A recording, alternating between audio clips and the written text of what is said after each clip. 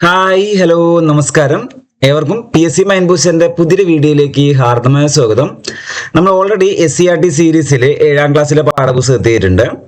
7ാം ക്ലാസ്സിലെ പാഠപുസ്തകത്തിൽ നമ്മൾ ബേസിക് സയൻസിൽ ഒരു ചാപ്റ്റർ ഡിസ്കസ് ചെയ്ത് കഴിഞ്ഞു. രണ്ടാമത്തെ ചാപ്റ്ററിന്റെ പേരാണ് ആസിഡുകളും ബേസുകളും. നമുക്ക് ആ ഭാഗം ഒന്ന് പരിശോധിച്ചാലോ?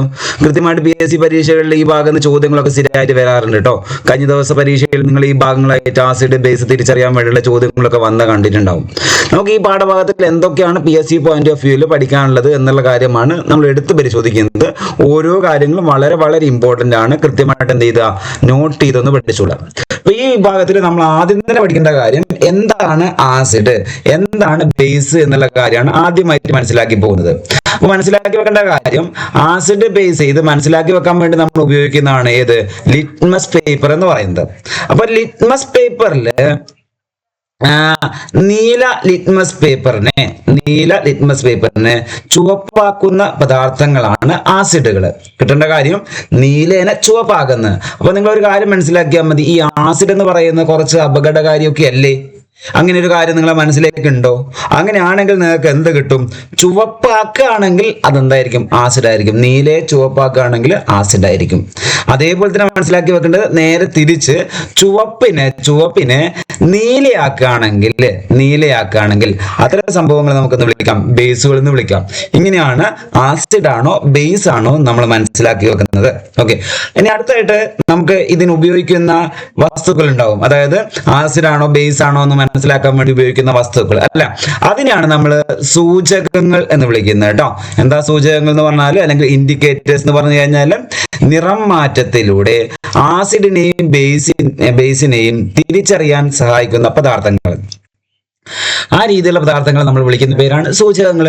എക്സാമ്പിൾ ആയിട്ട് മെയിൻ ആയിട്ട് മനസ്സിലാക്കി വെക്കേണ്ട ആരെ തന്നെ, ലിറ്റ്മസ് പേപ്പറിന് തന്നെയാണ്. അപ്പൊ ലിറ്റ്മസ് പേപ്പർ എന്ന് പറയുന്നത് എന്താ, ഒരു സൂചകമാണ് എന്നുള്ള കാര്യം മനസ്സിലാക്കി വെച്ചോളാം. കിട്ടിയോ? അടുത്ത കാര്യം മനസ്സിലാക്കി വെക്കേണ്ടത്, സാർവിക സൂചകം എന്ന് പറഞ്ഞാൽ എന്താ? ഓക്കെ, ആദ്യം നമ്മൾ സൂചകം എന്താന്ന് പരിചയപ്പെട്ടു. ഇനി സാർവിക സൂചകം എന്ന് പറഞ്ഞാല് ഒരേ സമയം ആസിഡിനെയും ബേസിനെയും തിരിച്ചറിയാൻ ഉപയോഗിക്കുന്ന സൂചകത്തെ വിളിക്കുന്ന പേരാണ് സാർവിക സൂചകം. സാർവിക ലായനി എന്ന രീതിയിലൊക്കെ നമ്മൾ പഠിക്കാറുണ്ട് അല്ലെ. സാർവിക ലായനി ഏതാ? ജലമാണ് അല്ലെ. ഇവിടെ സാർവിക സൂചകം എന്ന രീതിയിൽ ആസിഡിനെയും ബേസിനെയും ഒരുമിച്ച് മനസ്സിലാക്കാൻ പറ്റുന്ന ഏത്, സാർവിക സൂചകം. അടുത്തായിട്ട് ആസിഡിന്റെയും ബേസിന്റെ പ്രത്യേകത എന്ന് പരിശോധിച്ചു. എല്ലാ ആസിഡുകൾക്കും പുളിരുചിയാട്ടോ. അതേപോലെ തന്നെ എല്ലാ ബേസുകൾക്കും കാരരുചിയാണ്. ഈ രണ്ട് വസ്തുത മനസ്സിലാക്കിയാണ്. പുളിരുചിയാണെങ്കിൽ അതെന്തായിരിക്കും? ആസിഡ് ആയിരിക്കും. കാരരുചിയാണെങ്കിൽ അതെന്തായിരിക്കും? ബേസ് ആണ്. ആ രണ്ട് വസ്തുതകൾ ഒന്ന് മനസ്സിലാക്കി വെച്ചോളണം. ഇനി അങ്ങോട്ടേക്ക് നമുക്ക് പല പദാർത്ഥങ്ങളും പഠിക്കാനുണ്ട്. വസ്തുക്കളും പഠിക്കുന്ന സമയത്ത് അതിനെ പുളിരുചിയാണോ അല്ലെങ്കിൽ കാരരുചിയാണോ എന്ന് നോക്കിയാൽ നമുക്ക് എന്ത് മനസ്സിലാക്കും? അതിന്റെ അകത്ത് ആസിഡ് ആണോ ബേസ് ആണോ ഉള്ളത് മനസ്സിലാക്കി എടുക്കാൻ പറ്റും. Okay, clear? അടുത്തായിട്ട് ആസിഡ് എന്നുള്ള പദം തന്നെ രൂപം കൊണ്ടേക്കുന്നത് അങ്ങനെ തന്നെയാണ്. അതായത് പുളിരുചി എന്നതിന് ലാറ്റിൻ ഭാഷയിൽ പറയുന്ന പേര് അസിഡസ് എന്നാട്ടോ. അസിഡസ്.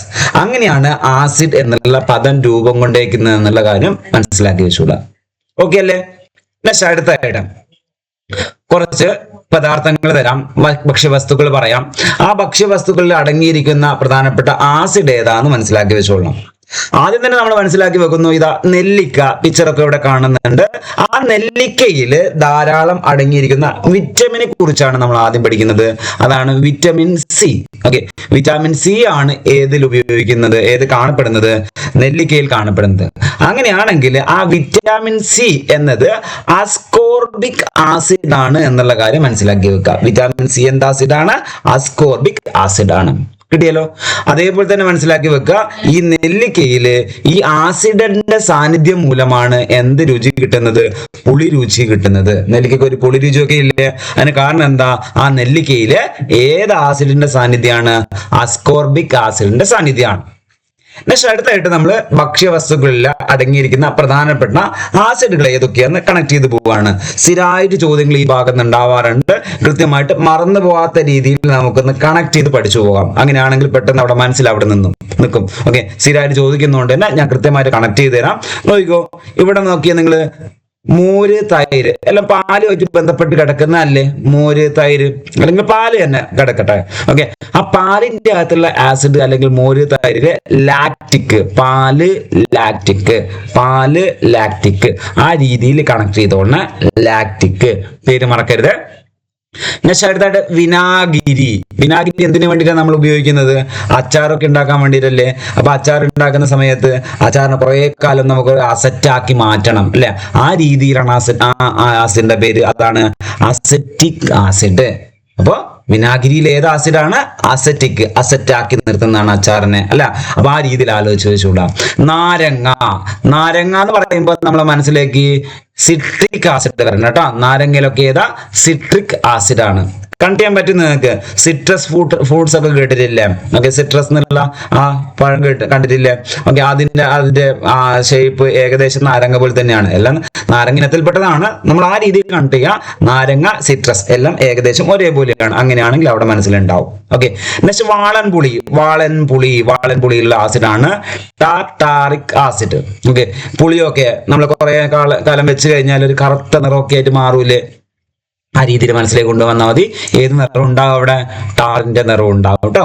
ഓക്കെ, ആ രീതി കണക്ട് ചെയ്താൽ അത് അവിടെ മനസ്സിലുണ്ടാവും. ഓക്കെ, നെക്സ്റ്റ് ആപ്പിൾ എന്ന് പറയുമ്പോൾ മാലിക് ആസിഡ് ആട്ടോ. എന്താണ്? Malic acid. അപ്പൊ കിട്ടേണ്ട കാര്യം എന്താ? ആപ്പിളൊക്കെ ചില കടയിൽ ഇങ്ങനെ മാല കണക്കിൽ ഇങ്ങനെ തൂക്കിയിട്ട് കണ്ടിട്ടുണ്ടാവൂലേ? ഓക്കെ, ആ രീതിയിലെ കാര്യം ഒന്ന് ആലോചിച്ച് വെച്ചാൽ നിങ്ങൾക്ക് എന്ത് കിട്ടും? Apple malic acid. നെക്സ്റ്റ് നെല്ലിക്കന്റെ കാര്യം ഓൾറെഡി ഞാൻ പറഞ്ഞു. അത് വിറ്റാമിൻ സി ആണ്. വിറ്റാമിൻ സി എന്ന് പറയുമ്പോൾ അതെന്താ? അസ്കോർബിക് ആസിഡ് ആണ്. പ്രത്യേകിച്ച് കണക്ട് ചെയ്യേണ്ട ആവശ്യമില്ലല്ലോ. ആ രീതിയിൽ തന്നെ കണക്ട് ചെയ്തോളാം. വിറ്റാമിൻ സി എന്ന് പറയുന്ന അസ്കോർബിക് ആസിഡ് ആണെന്നുള്ള കാര്യം ആലോചിച്ച് വെച്ചോളാം. കൃത്യമായിട്ട് അത് നമ്മൾ പഠിച്ചു കഴിഞ്ഞു. ഓക്കെ, നെക്സ്റ്റ് തക്കാളി എന്ന് പറയുമ്പോൾ അതിൻ്റെ അകത്തുള്ള ആസിഡിന്റെ പേര് ആദ്യം മനസ്സിലാക്കി വെച്ചോ. Oxalic acid. അപ്പൊ കിട്ടേണ്ട കാര്യം തക്കാളി എന്നൊക്കെ പറയുമ്പോൾ ഓ രീതിയിലല്ലേ ഉണ്ടാവും അല്ലെ, അല്ലെങ്കിൽ വട്ടത്തിൽ ഓ രീതിയിൽ. അപ്പൊ ആ രീതിയിലാണെങ്കിൽ എന്ത് കാണിക്കുക? Oxalic acid. അപ്പൊ കിട്ടിയോ? മോര്, പാല്, തൈര്, ലാക്റ്റിക്. ഓക്കെ, വിനാഗിരി അസറ്റിക്, അച്ചാറിന് അസറ്റാക്കുന്ന. നെക്സ്റ്റ് നാരങ്ങ സിട്രസ്. ഓക്കെ, അപ്പൊ സിട്രിക് ആസിഡ്. നെക്സ്റ്റ് വാളൻപുളി tartaric acid. Apple malic acid. Next നെല്ലിക്ക അസ്കോർബിക് ആസിഡ്. തക്കാളി എന്തായിരുന്നു? Oxalic acid. കിട്ടുന്നുണ്ടല്ലോ. പിന്നെ അടുത്തായിട്ട് നമുക്ക് മനസ്സിലാക്കി വെക്കാനുള്ള ഒരു ബാക്ടീരിയന്റെ പേരാണ്. അതാണ് ലാക്ടോബാസിലസ്. ഓക്കെ, അപ്പൊ നിങ്ങൾ മനസ്സിലാക്കി വെക്കേണ്ട കാര്യം ലാക്ടോമീറ്റർ എന്നൊക്കെ പറയുന്നത് പാലിന്റെ ഒക്കെ ശുദ്ധത അളക്കുന്ന ഒരു ഉപകരണമൊക്കെയാണ് അല്ലെ. അപ്പൊ ആ രീതിയിൽ നിങ്ങൾ എന്ത് കണക്ട് ചെയ്യാം? നമ്മുടെ പാലിനെ തൈരാക്കി മാറ്റാൻ സഹായിക്കുന്ന ഒരു ബാക്ടീരിയ ഉണ്ട്. ആ ബാക്ടീരിയന്റെ പേരാണ് ലാക്ടോബാസിലസ് ബാക്ടീരിയ. എന്താ ബാക്ടീരിയന്റെ പേര്? Lactobacillus bacteria. കിട്ടുന്നുണ്ടല്ലോ. ആ കാര്യം ആ രീതിയിൽ തന്നെ കണക്ട് ചെയ്യുക. ലാക്ടോ എന്ന രീതിയിൽ തന്നെ കണക്ട് ചെയ്യുക. പാലിനെ തൈരാക്കി മാറ്റുന്ന ആ ബാക്ടീരിയന്റെ പേരാണെന്ത്? Lactobacillus bacteria. കിട്ടിയോ? നെക്സ്റ്റ് അടുത്ത കാര്യം മനസ്സിലാക്കി വെക്കേണ്ടത് കുറച്ച് ആസിഡുകളുടെ പേരുകൾ കൂടെ പറയുന്നുണ്ട്. അതേപോലെ തന്നെ കുറച്ച് ബേസുകളുടെ പേരും പറയുന്നുണ്ട്. അതിൽ മെയിനായിട്ട് നമ്മളെ മനസ്സിലേക്ക് hydrochloric acid, nitric acid, sulphuric acid, acetic acid, ഇതൊക്കെ ആസിഡ് ആണെന്നുള്ള കാര്യം നിങ്ങളെ മനസ്സിലേക്ക് നിൽക്കുകയല്ലോ. അതിന്റെ കൂടെയൊക്കെ ആസിഡ് ഉണ്ട് അല്ലെ, അതുകൊണ്ട് തന്നെ ആസിഡ് ആണെന്നുള്ള കാര്യം കിട്ടും. നെക്സ്റ്റ് അടുത്തായിട്ട് ഇവിടെ അടുത്ത ബേസുകളുടെ പേരാ മനസ്സിലാക്കി വെക്കേണ്ടത്. അങ്ങനെ ചോദ്യം വന്നിട്ടുണ്ട് കേട്ടോ. താഴെ പറയുന്നതിൽ ബേസിന് എക്സാമ്പിൾ ഏത്, അല്ലെങ്കിൽ ആസിഡിന് എക്സാമ്പിൾ അല്ലാത്തത് ഏത്, അങ്ങനെയൊക്കെ ചോദ്യം വരാറുണ്ട്. അപ്പോൾ ഇവിടെ മനസ്സിലാക്കി വെക്കേണ്ട കാര്യം ഇതാണ്. Calcium hydroxide, sodium hydroxide, potassium hydroxide. Okay, CaOH എന്ന രീതിയിൽ, പിന്നെ Na സോഡിയം. ഓക്കെ, പിന്നെ അടുത്തായിട്ട് പൊട്ടാസ്യം. ഓക്കെ, ആ രീതിയിലൊക്കെയാണ് പ്രധാനപ്പെട്ട ഹൈഡ്രോക്സൈഡുകൾ വരുന്നത്. കാൽസ്യം, സോഡിയം, പൊട്ടാസ്യം എന്നിട്ട് ഹൈഡ്രോക്സൈഡുകൾ. ഓക്കെ, നിങ്ങൾ ഇവിടെ മറ്റൊരു കാര്യം കൂടി കണക്ട് ചെയ്തോളണം കേട്ടോ. അതിൻ്റെ അകത്ത് ചുണ്ണാമ്പ് എന്ന് പറയുന്ന സംഭവം ഇല്ലേ, ചുണ്ണാമ്പ് എന്ന് പറയുന്ന സംഭവം കാൽസ്യം ഹൈഡ്രോക്സൈഡ് ആണ്. ഓക്കെ, ചുണ്ണാമ്പ്, കുമ്മായം എന്നൊക്കെ പറയുന്നത് എന്താ? കാൽസ്യം ഹൈഡ്രോക്സൈഡ് ആണ്. അങ്ങോട്ടേക്ക് പല സ്ഥലത്ത് നിങ്ങൾക്ക് ഉപയോഗപ്പെടുത്തേണ്ട സംഭവം തന്നെയാണ്. കൃത്യമായിട്ട് കണക്ട് ചെയ്ത് പഠിച്ചുള്ള. ഓക്കെ, കാൽസ്യം അങ്ങനെയാണെങ്കിൽ ചുണ്ണാമ്പാണ്. ഓക്കെ. നെക്സ്റ്റ് അടുത്തായിട്ട് നിങ്ങൾ മനസ്സിലാക്കി വെക്കേണ്ട ചുണ്ണാമ്പൊക്കെ ഉണ്ടാക്കുന്ന എങ്ങനെയാണെന്ന് അറിയാവുന്ന നിങ്ങൾക്ക് നമ്മുടെ ഈ ഷെല്ലുകളൊക്കെ ഇല്ലേ, ആ ഷെല്ലുകളൊക്കെ എന്താണ് എന്താക്കി മാറ്റുന്നത്, നമ്മൾ ആ ഹൈഡ്രോക്സൈഡ് ആക്കിയിട്ട് അത് കാൽസ്യം ഹൈഡ്രോക്സൈഡ് ആക്കി മാറ്റുന്നത്, അല്ലെങ്കിൽ ചുണ്ണാമ്പാക്കി മാറ്റുന്നത് കേട്ടോ. നെക്സ്റ്റ് അടുത്ത കാസ്റ്റിക് സോഡ. കാസ്റ്റിക് സോഡ എന്ന് പറയുമ്പോൾ അവിടെ കിട്ടിക്കൊള്ളണം സോഡിയം ഹൈഡ്രോക്സൈഡ് ആണ്. അപ്പൊ അവിടെ എന്തുണ്ട് നിങ്ങൾക്ക്, സോഡ എന്ന് പറയുന്ന സംഭവമില്ലേ, കാസ്റ്റിക് സോഡ എന്ന് പറയുമ്പോൾ നിങ്ങൾക്ക് എന്ത് കിട്ടണം, സോഡിയം ഹൈഡ്രോക്സൈഡ് ആണ്. Next caustic potash. അപ്പൊ എന്തിനാ കിട്ടണം, പൊട്ടാഷിന് കിട്ടണം. അപ്പൊ പൊട്ടാസ്യം ഹൈഡ്രോക്സൈഡ്. ഇങ്ങനത്തെ രീതിയിൽ കണക്ട് ചെയ്തുള്ള ചുണ്ണാമ്പാണെങ്കിൽ കാൽസ്യം ആണ്, കാസ്റ്റിക് സോഡ ആണെങ്കിൽ സോഡിയം, ഓക്കെ, കാസ്റ്റിക് പൊട്ടാഷ് ആണെങ്കിൽ പൊട്ടാസ്യം. ഓക്കെ, ഇതൊക്കെയാണ് ഹൈഡ്രോക്സൈഡുകൾ, പ്രധാനപ്പെട്ട ബേസുകളിൽ വരുന്ന ഹൈഡ്രോക്സൈഡുകൾ. പിന്നെ അടുത്തായിട്ട് മെയിൻ ആയിട്ട് കണക്ട് ചെയ്യേണ്ട കാര്യം ഇതാണ്, ഉറുമ്പുമായിട്ട് ബന്ധപ്പെട്ട കാര്യം. ഉറുമ്പിന്റെ ശരീരത്തിൽ ഒരു ആസിഡ് ഉണ്ട്, ആ ആസിഡിന്റെ പേരാണ് എന്ത്, ഫോമിക് ആസിഡ്. ഓക്കെ, ഉറുമ്പിന്റെ ഒക്കെ ഫോം ഒന്ന് ആലോചിച്ച് നോക്കുക കേട്ടോ, ഫോം ആക്കി നടക്കുന്ന ഒരു ഉറുമ്പിനൊക്കെ ആലോചിച്ച് നോക്കുക. അതിന്റെ ആസിഡ് ഏതാ, formic acid, formic acid, formic acid. Okay, next അടുത്തായിട്ട് ഉറുമ്പ് കടിക്കുന്ന സമയത്ത് നമ്മുടെ ശരീരത്തിൽ വേദന ഉണ്ടാകുന്നില്ല. അതിന് കാരണം എന്താണെന്ന് ചോദിച്ചു കഴിഞ്ഞാൽ ഈ ആസിഡ് നമ്മുടെ ശരീരത്തിലേക്ക് കടക്കുന്നതുകൊണ്ടാണ്. ഓക്കെ, അപ്പോൾ ശരീര കോശങ്ങളുമായി പ്രവർത്തിക്കുന്നു, അതായത് ഏത്, നമ്മുടെ ഫോമിക് ആസിഡ്, നമ്മൾ ഈ പറഞ്ഞിട്ടുള്ള ഉറുമ്പിന്റെ ശരീരത്തിലുള്ള ആ ഫോമിക് ആസിഡ് നമ്മുടെ ശരീര കോശങ്ങളുമായിട്ട് പ്രവർത്തിക്കുന്ന സമയത്താണ് നമുക്ക് എന്തുണ്ടാവുന്നത്, വേദന അനുഭവപ്പെടുന്നത് എന്നുള്ള കാര്യമാണ് അടുത്തായിട്ട് മനസ്സിലാക്കി വെക്കേണ്ടത് കേട്ടോ. നെക്സ്റ്റ് അടുത്ത കാര്യം നോക്കിയേ, ഇതാ ശരീരത്തിനുള്ളിലുള്ള ആസിഡ്, അതായത് നമ്മുടെ ആമാശയത്തിനകത്തുള്ള ആസിഡിന്റെ പേരാണ് ഹൈഡ്രോക്ലോറിക് ആസിഡ്. ആമാശയത്തിലെ ആസിഡാണ് ഏത്, ഹൈഡ്രോക്ലോറിക് ആസിഡ്. ദഹനത്തിന് വേണ്ടിയൊക്കെ സഹായിക്കുന്ന ആസിഡാണ് ഏത്, ഹൈഡ്രോക്ലോറിക് ആസിഡ് എന്നുള്ള കാര്യം മനസ്സിലാക്കി വെച്ചോളാം. അതേപോലെ തന്നെ ഇതിന്റെ ഉൽപാദനം നമ്മുടെ ശരീരത്തിൽ കൂടുന്ന സമയത്ത്, ഇത് കൂടുകയാണെങ്കിൽ ആ സമയത്താണ് അസിഡിറ്റി എന്ന രീതിയിലുള്ള രോഗം ഉണ്ടാകുന്നത്. അല്ല, അസിഡിറ്റി രോഗം ഉണ്ടാവാൻ കാരണം ഇതിന്റെ ഉൽപാദനം കൂടുന്നതാണ്. അതേപോലെ തന്നെ മനസ്സിലാക്കി വെക്കേണ്ട കാര്യം, മറ്റൊരു പ്രധാനപ്പെട്ട ഒരു മരുന്നിന്റെ പേര് അതാണ് അന്റാസിഡുകൾ. എന്താടാ, അന്റാസിഡുകൾ. അന്റാസിഡുകൾ എന്ന് പറഞ്ഞു കഴിഞ്ഞാൽ അതിനകത്ത് ആസിഡ് തന്നെ ഉണ്ടല്ലേ, ആ രീതിയിൽ ആസിഡിനെ നിർവീര്യമാക്കുന്ന, ഓക്കെ, വേണ്ടാന്നുള്ള രീതിയിലാക്കുന്ന സംഭവം, ഓക്കെ, അതാണ് അന്റാസിഡുകൾ.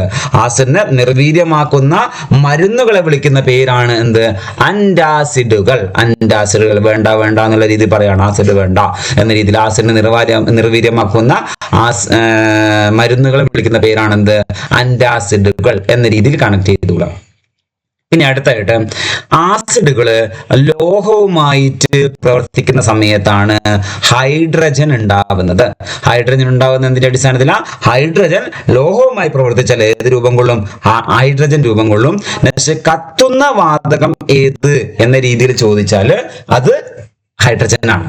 കിട്ടേണ്ട കാര്യം ഇങ്ങനെയാണ്, നമ്മൾ തീ കത്താൻ സഹായിക്കുന്ന വാതകം, തീ കെടുത്താൻ സഹായിക്കുന്ന വാതകം, അതേപോലെ തന്നെ ജ്വലനത്തെ നിയന്ത്രിക്കുന്ന വാതകം, അതേപോലെ തന്നെ കത്തുന്ന വാതകം, ഈ 4 പോയിന്റുകൾ മാറിപ്പോകാതെ ഓർത്ത് വെച്ചോളണം. ഓക്കെ, കത്താൻ സഹായിക്കുന്ന ഏതാ, ഓക്സിജൻ ആണ്. തീ കെടുത്തുന്ന ഏതാ, കാർബൺ ഡൈ ഓക്സൈഡ് ആണ്. ജ്വലനം നിയന്ത്രിക്കുന്നതാണെങ്കിൽ അത് നൈട്രജൻ ആണ്. ഇവിടെ മനസ്സിലാക്കി വെക്കുക, ഹൈഡ്രജനെ കുറിച്ച് പറയുന്നു.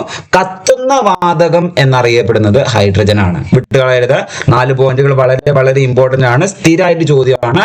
അതുകൊണ്ട് തന്നെ ആ ചോദ്യം വിട്ടുകളയരുത്. കത്തുന്നത് ഹൈഡ്രജൻ, കത്താൻ സഹായിക്കുന്നത് ഓക്സിജൻ, തീ കെടുത്താൻ കാർബൺ ഡൈ ഓക്സൈഡ്, അതേപോലെ തന്നെ ജ്വലനത്തിനെ നിയന്ത്രിക്കുന്നതാണെങ്കിൽ നൈട്രജൻ. അത്രയും കാര്യങ്ങൾ മനസ്സിലേക്ക് കൊണ്ടുവന്നുള്ള സ്ഥിരം ചോദ്യമാണ്, ഒരിക്കലും വിട്ടുകളയരുത്. നെക്സ്റ്റ് ഹൈഡ്രജനുമായിട്ട് ബന്ധപ്പെട്ട കാര്യം കണ്ടെത്തിയത്, ഹൈഡ്രജൻ കണ്ടെത്തിയത് ആരാന്ന് ചോദിച്ചു കഴിഞ്ഞാൽ ഹെൻറി കാവൻഡിഷ്. ആരാണ്, ഹെൻറി കാവൻഡിഷ് ആണ് എന്ത് കണ്ടെത്തിയേക്കുന്നത്, ഹൈഡ്രജൻ കണ്ടെത്തിയേക്കുന്നത്. കിട്ടിയല്ലോ. നെക്സ്റ്റ് അടുത്തായിട്ട് റോക്കറ്റുകളിൽ ഇന്ധനമായിട്ട് ഉപയോഗിക്കുന്നത് എന്താണെന്ന് ചോദിച്ചു കഴിഞ്ഞാൽ ഹൈഡ്രജൻ ആണ്. അതേപോലെ തന്നെ ഹൈഡ്രജന് ഉപയോഗിച്ചുകൊണ്ട് ബസ്സുകളൊക്കെ നിലവിൽ റോഡിൽ ഇറക്കിയതായിട്ടൊക്കെ പറയുന്നുണ്ട് പാഠപുസ്തകത്തിൽ. 2023 സെപ്റ്റംബറിൽ ആദ്യമായിട്ട് ഇന്ത്യയിൽ ഹൈഡ്രജൻ ബസ് നിരത്തിലിറക്കിയത് ന്യൂഡൽഹിയിലാണ്. ഒരു പക്ഷേ അങ്ങനെ ചോദിക്കാം, ആദ്യത്തെ വസ്തുതയോട് ചോദിക്കാൻ ചാൻസ് ഉള്ള കാര്യമാണ്. ഇന്ത്യയിൽ ആദ്യമായിട്ട് ഹൈഡ്രജൻ ബസ്സുകൾ നിരത്തിലിറക്കിയത് പരീക്ഷണ അടിസ്ഥാനത്തിലാണെങ്കിലും അത് എവിടെ തന്നെയാണ്, ന്യൂഡൽഹി ആണെന്നുള്ള കാര്യം മനസ്സിലാക്കി വെച്ചുള്ള. പിന്നെ അടുത്തായിട്ട് ഭാവിയുടെ ഊർജ വാഗ്ദാനം എന്നറിയപ്പെടുന്നത് ഹൈഡ്രജൻ. ഭാവിയുടെ ഊർജ വാഗ്ദാനമാണ് ഏത്, ഹൈഡ്രജൻ. കിട്ടല്ലോ. അടുത്ത കാര്യം നോക്കിയേ, ജലം ഉൽപ്പാദിപ്പിക്കുന്നത് എന്നതാണ് ഹൈഡ്രജൻ എന്ന പദത്തിന്റെ മീനിങ്. അപ്പൊ ഓർത്തു വെച്ചുള്ള ഹൈഡ്രജൻ എന്നുള്ള പദത്തിന്റെ മീനിങ് എന്താ? ജലം ഉൽപ്പാദിപ്പിക്കുന്നത് എന്നാട്ടോ. ജലം ഉൽപ്പാദിപ്പിക്കുന്ന അർത്ഥം വരുന്ന വാതകം ഏതാണെന്ന് ചോദിച്ചു കഴിഞ്ഞാൽ ഹൈഡ്രജൻ വാതകം കിട്ടിയല്ലോ. അടുത്തായിട്ട് കുറച്ച് ആസിഡുകൾ, അതിന്റെ ഉപയോഗങ്ങൾ, കുറച്ച് ബേസുകൾ, അതിന്റെ ഉപയോഗങ്ങൾ, ഈ രീതിയിലുള്ള കാര്യങ്ങളൊന്ന് പഠിച്ചു പോകാം നമുക്ക്. നോക്കിയാൽ നിങ്ങൾ ആദ്യം acetic acid. Okay, acetic acid ഞാൻ പറഞ്ഞു വിനാഗിരി കാണപ്പെടുന്നതാണ്. അപ്പൊ അതുകൊണ്ട് തന്നെ ആ ആസിഡ് നമ്മൾ ഉപയോഗിക്കുന്ന എന്തിനു വേണ്ടിയിട്ടാണെന്ന് മനസ്സിലാക്കി വെക്കുക. അത് അച്ചാർ നിർമ്മാണത്തിന് വേണ്ടിയിട്ടാണ് നമ്മൾ മെയിൻ ആയിട്ടും ഉപയോഗപ്പെടുന്നത് അല്ലെ. ആ രീതിയിൽ അസറ്റാക്കി മാറ്റുന്നത് വിനാഗിരിയില് എന്ന രീതിയിലൊക്കെ പറഞ്ഞു തന്നു ഞാൻ. അപ്പൊ ഈ രീതി കണക്ട് ചെയ്യുക. അച്ചാർ നിർമ്മാണത്തിന് വേണ്ടി ഉപയോഗിക്കുന്നതാണ് അസറ്റിക് ആസിഡ്. ഫോമിക് ആസിഡ് ആണെങ്കിൽ, അതായത് നിങ്ങൾ എന്ത് ചെയ്താൽ മതി, ഒരു പാലൊക്കെ വെള്ള ആയിട്ടല്ലേ ഉണ്ടാവുക. ആദ്യം പാലിന്റെ റബ്ബർ പാൽ എന്ന് പറയുമ്പം റബ്ബർ എന്ന് പറയുന്ന പാലായിട്ടല്ലേ ഉണ്ടാവുക. ആ പാലിനെ നമുക്ക് എന്താക്കണം? പാല് കട്ടിയാക്കി മാറ്റണം. റബ്ബർ പാലിനെ കട്ടിയാക്കി മാറ്റണം. ആ റബ്ബർ പാലിനെ കട്ടിയാക്കി മാറ്റാൻ വേണ്ടി നമ്മൾ ഉപയോഗപ്പെടുന്ന സംഭവമാണ് എന്ത്? Formic acid. അതായത് കുറച്ച് ഉറുമ്പിനെ പിടിച്ചിട്ട് നമ്മൾ എന്ത് ചെയ്യണം? റബ്ബർ പാൽ ഇട്ട് വെച്ച് കഴിഞ്ഞാൽ റബ്ബർ പാൽ കട്ടിയായിട്ട് മാറും എന്ന രീതിയിൽ ആലോചിച്ച് വെച്ചോളൂ കേട്ടോ. അപ്പൊ എന്ത് മനസ്സിലാക്കി വെക്കുക? റബ്ബർ നിർമ്മാണത്തിന് വേണ്ടി അല്ലെങ്കിൽ റബ്ബർ കട്ടിയാക്കാൻ വേണ്ടിയിട്ട് ഓക്കെ ആ രീതിയിൽ ഉപയോഗിക്കുന്നതാണ് ഫോമിക് ആസിഡ്. സിമ്പിൾ ആയിട്ട് ആ രീതി കണക്ട് ചെയ്തോളൂ. നിങ്ങൾ റബ്ബർ പാലിനെ കട്ടിയാക്കാൻ മാറ്റാൻ എന്ത് ചെയ്താൽ മതി? ഉറുമ്പിനെ പിടിച്ചിട്ടാൽ മതി എന്നുള്ള രീതിയിൽ കണക്ട് ചെയ്തോളെ. അങ്ങനെയൊന്നല്ല, അതിന് പ്രത്യേകമായിട്ട് ഫോമിക് ആസിഡ് തന്നെ നമ്മൾ എന്ത് ചെയ്യാറുണ്ട്? ഉപയോഗിക്കാറുണ്ട്. അപ്പൊ ഇവിടെ കണക്ട് ചെയ്യേണ്ട കാര്യം എന്താ? നമുക്ക് പരീക്ഷയിൽ മാർക്ക് കിട്ടണം. റബ്ബർ പാൽ കട്ടിയാക്കാൻ ഉറുമ്പിനെ പിടിച്ചിട്ടുണ്ട് അല്ല. അപ്പൊ ഫോമിക് ആസിഡ് ഉറുമ്പിന്റെ അകത്ത് കിട്ടും എന്നുള്ള കാര്യമാണ് കിട്ടേണ്ടത്. പിന്നെ അടുത്തായിട്ട് സിട്രിക് ആസിഡ് ഏതിന്റെ അകത്ത് കാണപ്പെടുന്നതായിരുന്നു? നാരങ്ങയിൽ അല്ലെ. സിട്രസ് എന്നുള്ള കാര്യം ഞാൻ കണക്ട് ചെയ്ത് തന്നില്ലേ? അങ്ങനെയാണെങ്കിൽ നാരങ്ങ വെള്ളമൊക്കെ ഇല്ലേ, ഉപ്പും നാരങ്ങയൊക്കെ എല്ലാവർക്കും ഇഷ്ടമല്ലേ? ആ രീതി കണക്ട് ചെയ്താൽ മതി. പാനീയങ്ങൾ ഉണ്ടാക്കാൻ കേട്ടോ. പാനീയങ്ങൾ ഉണ്ടാക്കാൻ വേണ്ടിയിട്ട് ഏത് ഉപയോഗിക്കുന്നു? Citric acid. ഓക്കെ, കണക്ട് ചെയ്യാൻ വേണ്ടി പറഞ്ഞു തരുന്ന കോഡുകളാണ്, കൃത്യമായിട്ട് കണക്ട് ചെയ്തോളണം. ഇനി അടുത്തായിട്ട് സൾഫ്യൂരിക് ആസിഡ്. കുറച്ച് അപകടകാരിയൊക്കെ കേട്ടോ. അപ്പൊ മനസ്സിലാക്കി വെക്കേണ്ട, വാഹനങ്ങളുടെ ബാറ്ററിയിലാണ് ഏത് കാണപ്പെടുന്നത്? സൾഫ്യൂരിക് ആസിഡ് കാണപ്പെടുന്നത്. അതേപോലെ തന്നെ രാസവള നിർമ്മാണത്തിന് വേണ്ടിയിട്ടും ഏത് ഉപയോഗിക്കുന്നുണ്ട്? നമ്മൾ സൾഫ്യൂരിക് ആസിഡ് ഉപയോഗിക്കുന്നുണ്ട് കേട്ടോ. ആ കാര്യം കൂടി ഓർത്ത് വെച്ചോളാം. പിന്നെ അടുത്ത ആസിഡാണ് നൈട്രിക് ആസിഡ്. ഏതാണ്? നൈട്രിക്. ഇവിടെയും രാസവള നിർമ്മാണത്തിന് ഉപയോഗിക്കുന്നുണ്ട്, പെയിന്റ് നിർമ്മാണത്തിന് ഉപയോഗിക്കുന്നുണ്ട്, ചായങ്ങളുടെ നിർമ്മാണത്തിന് ഉപയോഗിക്കുന്നുണ്ട്. ഇതിനൊക്കെ ഏത് ഉപയോഗിക്കുന്നുണ്ട്? നൈട്രിക് ആസിഡ് നമ്മൾ ഉപയോഗപ്പെടുന്നുണ്ട്. നെക്സ്റ്റ് അടുത്തായിട്ട് നോക്കിയേ, ടാനിക് ആസിഡ്.